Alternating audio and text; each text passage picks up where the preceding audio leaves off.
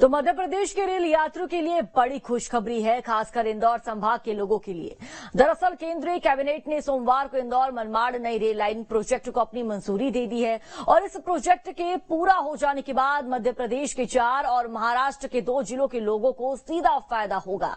मुंबई, इंदौर, उज्जैन के बीच 200 किलोमीटर की दूरी कम हो जाएगी। एक रिपोर्ट देखिए।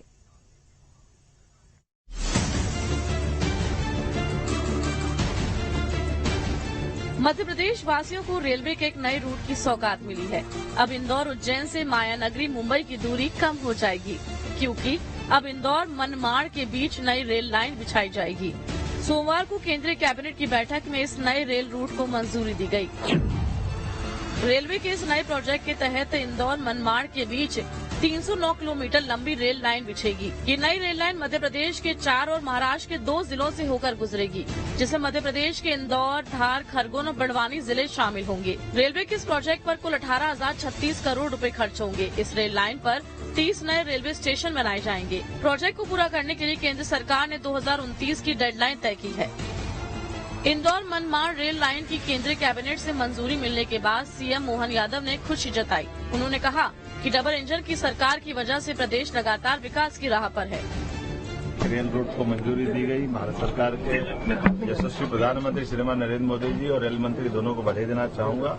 वो मध्य प्रदेश की चिंता से लगातार अवगत भी हैं और विकास के मामले में सदैव कदम से कदम मिलाकर मध्य प्रदेश सरकार को डबल इंजन की सरकार की तरफ ले जाना चाहते हैं। मेरी अपनी ओर से इंदौर मनमाड़ के बीच इस नई रेल लाइन के बन जाने से जहां मध्य प्रदेश और महाराष्ट्र के रेल यात्रियों की सुविधा बढ़ जाएगी, वहीं माल ढुलाई से रेलवे को भी फायदा होगा। इसके अलावा इंदौर मनमाड़ रेल रूट से उज्जैन, महाकालेश्वर और ओंकारेश्वर की कनेक्टिविटी बढ़ेगी। प्रोजेक्ट 2 राज्यों महाराष्ट्र और मध्य प्रदेश के 6 जिलों को कवर करेगा।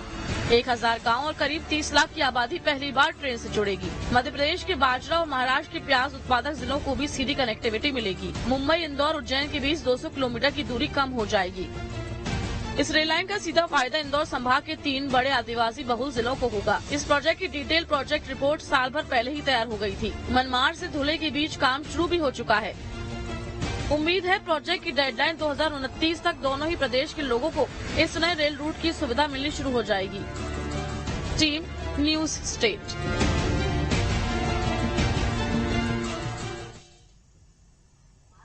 तो इंदौर मनमाड़ के बीच नई रेलवे लाइन बनाए जाने को लेकर मुख्यमंत्री डॉक्टर मोहन यादव ने पोस्ट कर पीएम नरेंद्र मोदी का धन्यवाद जताया। सीएम ने लिखा, केंद्रीय कैबिनेट में 18,036 करोड़ लागत से बनने वाली मुंबई इंदौर नई रेल लाइन की यहां पर मंजूरी दे दी गई है और 309 किलोमीटर की रेलवे लाइन के अंतर्गत 30 नए रेलवे स्टेशन बनेंगे। प्रदेश के 6 जिलों को जोड़ते हुए इंदौर से मनमाड़ को जोड़ेगी, जिससे प्रत्यक्ष रोजगार और व्यापार में अभूतपूर्व वृद्धि होगी। आदरणीय प्रधानमंत्री श्री नरेंद्र मोदी जी और रेल मंत्री श्री अश्विनी वैष्णव जी के प्रति मध्य प्रदेश के समस्त नागरिकों की ओर से आभार व्यक्त करता हूं।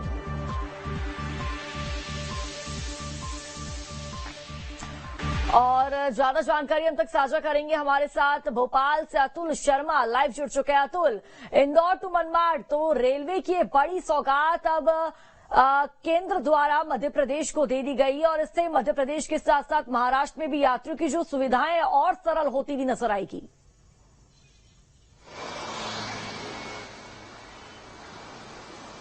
देखिए, इसका किसी भी प्रदेश का विकास उसकी सड़क और रेल मार्ग से ही सुनिश्चित किया जाता है और जिस प्रकार से मध्य प्रदेश में रेल का जाल बिछाया जा रहा है, तो एक बड़ा विकास की तरफ मध्य प्रदेश आगे बढ़ रहा है। लेकिन लंबे समय से हम देख रहे थे कि इंदौर से महाराष्ट्र की कनेक्टिविटी नहीं थी, जिसकी वजह से कई बार परेशानियों का सामना करना पड़ रहा था। ऐसे में केंद्र सरकार की बड़ी सौगात मध्य प्रदेश को दी है। इंदौर से मनमाड़ तक का 308 किलोमीटर से ज्यादा का रेल मार्ग जो है यहाँ पे बिछाया जाएगा। इसमें सबसे ज्यादा जो फायदा है वो धार और बड़वानी को होना है।